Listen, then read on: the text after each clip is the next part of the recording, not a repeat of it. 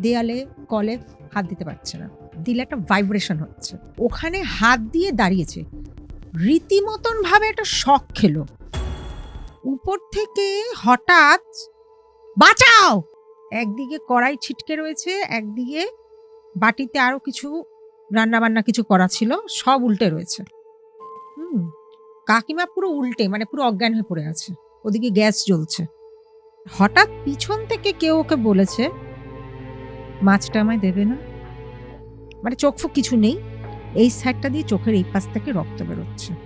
হ্যাঁ? একটা ঘোমটা দেওয়ার মতন। আ এই ঘটনাটা ঘটেছে হচ্ছে আমার দিদির শ্বশুরবাড়ি, সেটা হচ্ছে বেহালা। দিদির শ্বশুরবাড়িটা হচ্ছে বেহালার শান্তিপল্লী একটি জায়গায়। এবার সেখানে এফ এখন এই মোমেন্টে আমি বলি আমার দিদি কিন্তু মারা গেছে। দিদি বলতে আমার কাজিন সিস্টার। মারা গেছে ২০০২ সাল। তো বাড়িতে নিচতলাটা থাকতো শ্বশুর-শাশুড়ি।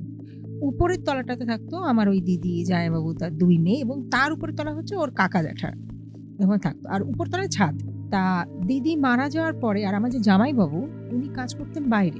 উনি দিদি মারা যাওয়ার পরে ২ মেয়েকে নিয়ে বাইরেই চলে যান। মানে বর্ধমান। বর্ধমান থাকে ওখানে কোয়ার্টারে উনি থাকতেন, যেখানে উনি কাজ করতেন। তা একটু বড় হওয়ার পরে মেয়েকে নিয়ে আবার যখন উনার কাজটা ওখান থেকে রিটায়ারমেন্ট হয়ে যায়, উনি তখন আবার এখানে কলকাতায় চলে আসে ফ্ল্যাটে। তো এবার যখন ফিরল, ফিরে এসে ওর মানে আমার জামাইবাবু ঠিক করলেন, না ঘরটাকে তো একটু ধোয়া মোছা এতগুলো বছর পুরো বন্ধ হয়েছিল। একদিন কি হয়েছে, সবেমাত্র লোকজন নিয়ে এসে ঝাড়পোছ করাতে স্টার্ট করেছে। তা বাথরুমে ঢুকেছে। বাথরুমে ঢুকে কাজ করতে যাচ্ছে মানে মিস্ত্রিরা। তারা বলছে, "দাদা এখানে না হাত দিতে পারছি না।" কোথায়? দেয়ালে, কলে হাত দিতে পারছে না। দিলে একটা ভাইব্রেশন হচ্ছে। ওকে। তো বলছে, "কি হয়েছে? কি সমস্যা?" "না এখানে কিরকম একটা লাগছে।" মানে এবার রুমটা এতদিন বন্ধ পড়ে রয়েছে। তো স্বাভাবিক একটু ভ্যাপসা গন্ধ একটু তো হবেই। জানলা দরজা সবই বন্ধ ছিল। হুম, হুম। আমি বললাম, "দে রাখ তোদের সব ভুল-ভ্রান্তি। দাঁড়া আমি আছি তুই কর।" তো জামাইবাবু মানে এরকম বালতিটা রাখা, বালতির পাশে দেয়ালে এরকম সুইচ বোর্ডটা রয়েছে আরকি। ওখানে হাত দিয়ে দাঁড়িয়েছে। রীতিমতন ভাবে একটা শক খেলো। রীতিমতন ভাবে শক। শক খাওয়ার কিন্তু কোনো কথাই নেই। কারণ ওখানে কোনো রকম সেরকম কোনো ব্যাপারও হয়নি যে হ্যাঁ, লাইনের কিছু ডিসপিউট হয়েছে বা সামথিং কিছুই না। এবার ধারে কাছে যে মিস্ত্রি ছিলেন আরকি, ও কোথা থেকে একটা কি নিয়ে এসে উম উম কাঠের কিছু একটা ছিল যেটা ওই ফ্রেম-টেম কি ওই দিয়ে ওর হাতের মধ্যে মেরেছে জামাইবাবুর। তাতে জামাইবাবু ছিটকে গিয়ে পড়েছে এই সাইডে। কারোরই তা মাথায় আসছে না যে এখানে শক খাবে কোথা থেকে? কারণ এটা তো বন্ধ পড়েছিল। ওখানে কোনো কিছুর মানে বেশিরভাগ মোস্ট অফ দ্যা থিংস খারাপ হয়ে পড়ে আছে। আর ইলেকট্রিসিটিও থাকবে না যদি এত না, বছর বন্ধ না, থাকে। একদম। ইলেকট্রিসিটি তখন কিছুই ছিল না। যার জন্য রাত্রিবেলা আমার বোন ২ বোনই ওরা শুতো কাকার ঘরে। যেহেতু কাকারা ছিলেন। কাকারা ছিলেন। কাকা ছিলেন নিচে, ওর ঠাকুরমা ঠাকুরদাও তো রয়েছে। কিন্তু ওদের যে জায়গাটা মানে ওরা থাকতো উপরতলায় মানে মিডল হুম। পোরশনটা ওটাতে পুরোই লাইট-ফাইট সবই অফ হয়েছিল। তা সকালবেলা উঠে যথারীতি জামাইবাবু বলছে, "আমি কিছু বাজার করে নিয়ে আসি। লাইটের ইয়েটাও আমাকে যেতে হবে, ইলেকট্রিক সাপ্লাইয়ের ওখানেও যেতে হবে। তাই ফেরার পথে আমি বাজার করে নিয়ে আসবো।" তা বোন বলছে, "ঠিক আছে তাহলে তুমি না এই মাছটা এনো।" ও পার্টিকুলারলি ও অ মাছ একটা খেতে ভালোবাসতো। কাতলা না পাবদা এরকম কিছু একটা হবে। ঠিক আছে? এতদিন পর যখন এসছে কলকাতায় ও বলছে, "না আমি কাকিমাকে বলব, কাকিমা রান্না করে দেবে। তুমি এই মাছটা প্লিজ এনো।" তো ওর বাবা বলছে, "ঠিক আছে।" বাজারে গেছে, বাজার থেকে কই-টই নিয়ে এসছে। এবার যা জিনিসপত্র আনার খুব ২ হাত ভরে বাজার করে নিয়ে এসছে। যথারীতি ওদের ফ্লোরে লাইট-টাইটও ঠিকঠাক হয়ে গেল। কোনো অসুবিধা নেই সেদিনকে। এবার বাজারটা রেখে জামাইবাবু বলছে কি, "আমি একটু আ দুপুরে স্নানটা সেরে আসি। তোরা দেখ কি খাবি না খাবি গিয়ে কাকিমাকে বল।" তো ঠিক আছে। তো এবার এই বলে ওরা কি করেছে ব্যাগটা ওখানেই ছিল। ছোট মেয়ে বলছে, "আমি একটু আ পাশের ঘরে যাচ্ছি। আ আমার ঠাকুমার সাথে একটু কাজ আছে। আমি কথা বলে আমি একটু আসছি।" তা বড় বোন বলছে, "ঠিক আছে তাহলে তুই যা আমি উপরে কাকিমাকে একটু বলে আসি যে এই বাজার যে কাকিমা আসুক এসে দেখুক।" তা উপরে গেছে। এই মুহূর্তে ঠাকুমা বেরিয়েছে। বেরিয়ে বলছে, "এই ওটা কে গেলো?" ছোট বোন বলছে, "কোথায়?" পিছন ফিরে তাকাচ্ছে, "কোথায়?" "না, না একটা শাড়ি পরা কিরকম দেখলাম, সাদা শাড়ি। সাদা শাড়ি? তাই কেউ তো না।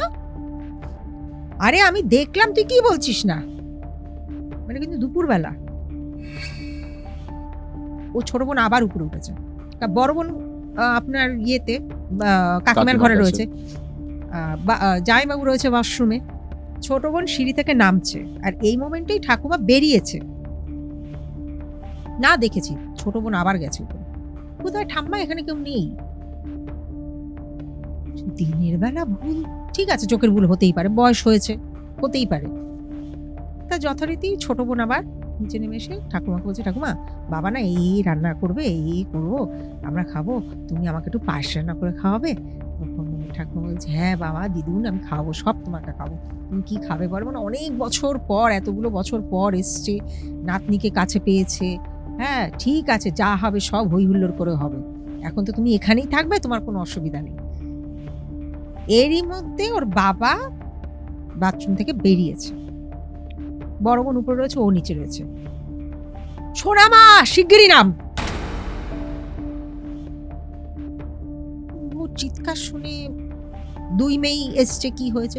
আর ও যে ঠাকুরমা, উনি সিঁড়ি দিয়ে উপরে উঠতে পারতেন না, ওনার পায়ে বয়সও হয়েছিল প্রথম কথা, আর একবার সিঁড়ি দিয়ে উঠতে গিয়ে পড়ে গেছিল, তখন ওরা ছিল না কেউ বাড়িতে, তারপর থেকে উনি আর উপরে ওঠে না, উনি নিচে দাঁড়িয়ে রয়েছে। এবার ওরা নেমেছে, নেমে এসে দেখছে বাজার সব সারা ঘরে ছন্ন-বিন্ন করা। যে মাছ এনেছে, ফ্রিজ তো ওদের নষ্ট হয়ে গেছে, ফ্রিজের কিছু রাখার নেই, মাছগুলো মনে হচ্ছে কেউ কুচি কুচি কুচি কুচি কুচি কুচি করে কেটে কেটে ফ্লোরে রেখে দিয়েছে।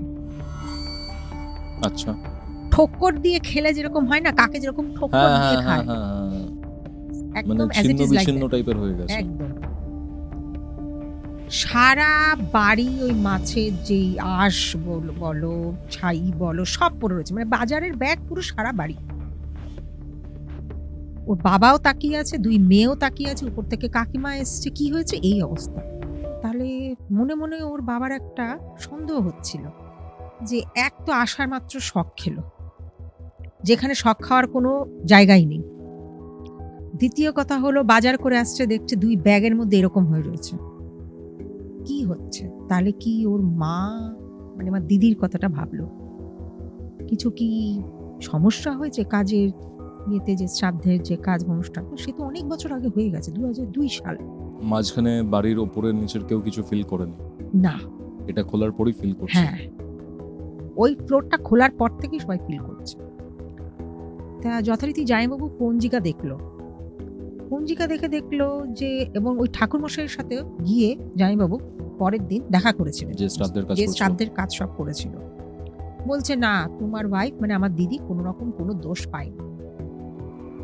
আর দিদির তো ক্যান্সার হয়েছিল, যেহেতু ওটা সবাই জানতো যে বেশি দিন সার্ভাইভ করবে না। তখন জামাইবাবু না খুব চিন্তায় পড়েছে। তা জামাইবাবু যে যার মতন খাওয়া দাওয়া করে জামাইবাবু বললো, ঠিক আছে তোরা থাক বাড়িতে, আমি একটু আসি। গিয়ে ও জামাইবাবু বাজারে গেছে। তা এই মোমেন্টে কাকিমা উপর তলায় রান্না করছিল। তো উপর থেকে ওর যে কাকা, সে বলছে, এই ইয়ে চল না আমরা অমুক জায়গায় যাব, ওখানে বেড়াতে টেড়াতে যাবো, ওই সব জায়গাগুলো যাব, দীঘাতে পুরীতে, দীঘাতে চল, দীঘা ভালো ঘোরা হবে। তো ঠিক আছে, কবে টিকিট বুক হবে, এইসব নিয়ে একটা আলোচনা চলছে। তো এরই মধ্যে ওর কাকার মনে হয় কোনো একটা ফোন এসছে, তো ফোনটা কথা বলতে বলতে নিচে নেমে গেছে, মানে আমার জামাইবাবুও তো বাড়িতে নেই, কাকাও বেরিয়ে গেছে। এবার দুই মেয়ে নিজের ঘরে বসে গল্প করছে, মানে আমার দুই বোন। উপর থেকে হঠাৎ বাঁচাও এরকম করে একটা আওয়াজ শুনতে পেয়েছে, কাকিমার ঘর থেকে আসছে। ওকে। ও দুই বোনই উপরে গেছে, কি ব্যাপার, কি হলো। গিয়ে দেখে রান্নাঘরে একদিকে কড়াই ছিটকে রয়েছে, একদিকে বাটিতে আরো কিছু রান্না বান্না কিছু করা ছিল, সব উল্টে রয়েছে। কাকিমা পুরো উল্টে, মানে পুরো অজ্ঞান হয়ে পড়ে আছে, ওদিকে গ্যাস জ্বলছে। গ্যাস জ্বলছে? হ্যাঁ, রান্না Okay. করছিল তখন। কি হলো তো, ও কোন রকমে ধরে বেঁধে, কারণ বাড়িতে তখন ওই মোমেন্টে কোনো ব্যাটা ছেলে মানুষ নেই, আমার জামাইবাবু বেরিয়ে গেছে, ওর কাকাও বেরিয়ে গেছে, ওর জ্যাঠারা তো হুম। আগেই বলেছে যেটা এখানে থাকতো না। হুম। এবার নিচ থেকে ঠাকুমা বলছে, ও মণিমা কি হলো, ও মণিমা কি হলো। দুই নাতনিকে? হ্যাঁ, মণিমা মণিমা কি হলো, ও দিদুন কি হলো। তো ওরা বলছে, দাঁড়াও দাঁড়াও ঠাম্মা দাঁড়াও, আমি পরে বলছি। উনি তো নিচ থেকে উপরে উঠতে পারে না। ওনার কি হচ্ছে, এরকম একটা চিৎকার করলো কেন। কোনো রকমে ওই দুই বোনই ধরে ফিরে কাকিমাকে বিছানায় শুইয়েছে। হুম। সে জল টল দিয়ে সে কাকিমার জ্ঞান আসে না, জ্ঞান আসে না, জ্ঞান আসে না। তো এবার এরই মধ্যে ওই ছোট মেয়ে আর কি জামাইবাবুকে কল করেছে, ও বাবা তুমি যেখানে আসো চলে আসো। Okay. এ কি হয়েছে রে, কি হয়েছে রে। বলে না না তুমি আসো, বাড়িতে আসো, আমি তারপরে বলছি। তো ওর বাবা কাছে পিঠেই ছিল, মানে বাড়ির পথ ইয়েতেই ছিল আর কি, রাস্তায় ছিল অন দ্য ওয়ে। বাবা এসছে, এসে দেখছি ইতিমধ্যে কাকিমার আস্তে আস্তে জ্ঞানটা এসছে। কি হয়েছে, তুই ওইভাবে ফোন করলি কেন। না কাকিমা না অজ্ঞান হয়ে গেছেন। হ্যাঁ, অজ্ঞান কেন। প্রথমে বলি কাকিমার একটি ছেলে ছিল, ছেলে বাইরে থাকে, আমেরিকায় থাকে, ওখানেই থাকে। ওই 3 বছর 4 বছর পর হয়তো একবার কি আসে। তো এবার কাকিমার জ্ঞান ফিরতে কাকিমা যখন উঠেছে, চোখগুলো না মনে যেন ঠিকরে বেরিয়ে আসবে, মানে এতটা ভয় পেয়ে রয়েছে। ও কাকিমা তোমার কি হয়েছে, এরকম এরকম করে দেখছে। ঘামছে রীতিমতন ঘাম, মানে এসি চলছে, ফ্যান চলছে, তাও কাকিমা ঘামছে। আর রান্নাঘরটার দিকে এভাবে এভাবে তাকাচ্ছে, মানে এদিকে রান্নাঘর, পাশে ওয়াশরুম, এদিকটা ডাইনিং রুম, পাশে দুটো রুম রয়েছে। আরে কি হয়েছে কাকিমা বলো তুমি, এরকম মানে এরকম ইশারা করছে, মানে বডি তখনও কাঁপছে, ঠান্ডায় যেরকম আমরা কাঁপি না, ঠিক ওরকম কাকিমা কাঁপছে। অনেকক্ষণ পর শান্ত হয়েছে, প্রায় অনেকক্ষণ পর। কি হয়েছে এবার বলো তো, মাথায় টাতে হাতটা বুলিয়ে ভালো করে, কি হয়েছে। বলিস না, আমি পিছন ফিরেছি, দেখি কি একটা মহিলা সাদা শাড়ি পরা, এদিকটাতে কোনো মাংস নেই, এই সাইডটা কোনো মাংস নেই, এদিক চোখ দিয়ে রক্ত পড়ছে। দেখেছে এটা? পুরোপুরি দেখেছে। আচ্ছা আচ্ছা। মানে কি হয়েছে ব্যাপারটা, কাকিমা রান্না করছিল, হুম। এবার হঠাৎ পিছন থেকে কেউ ওকে বলেছে, মাছটা আমায় দেবে না। এই যে ঘুরেছে না, কি ঘরে তো তখন কেউ ছিল না, যে ঘুরেছে ওরকম দেখছে এই সাইডটা পুরো মাংস নেই, মানে চোখ ফুক কিছু নেই, এই সাইডটা দিয়ে চোখের এই পাশ থেকে রক্ত বেরোচ্ছে। হ্যাঁ, একটা ঘোমটা দেওয়ার মতন। ওই দেখেই কাকিমা ফ্ল্যাট ঢোকাবে। ও আর মানে নিতে নিতে পারেনি, ব্যাপারটা। এটা কি, কোত্থেকে আসলো, কেন, কি হুম, ব্যাপার। হুম।